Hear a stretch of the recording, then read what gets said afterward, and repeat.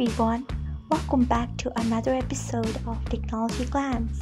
Today in this video, I'm going to guide you through how you can turn on notification of accepted follow requests on Instagram Lite.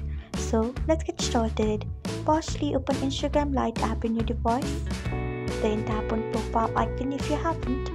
Next tap on three lines icon. After that, tap on settings. Then tap on notifications. Next, you can see the option of following and followers. Tap on it. After that, you can see the option of accepted follow request. Below it, you can see the option of on. Tap on it. So this is how you can turn on notification of accepted follow request on Instagram Lite. Thanks for watching.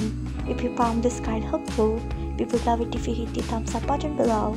We upload great new tech tutorials like this one every day, so do not forget to subscribe to our channel and hit the bell icon so that you will never miss another update.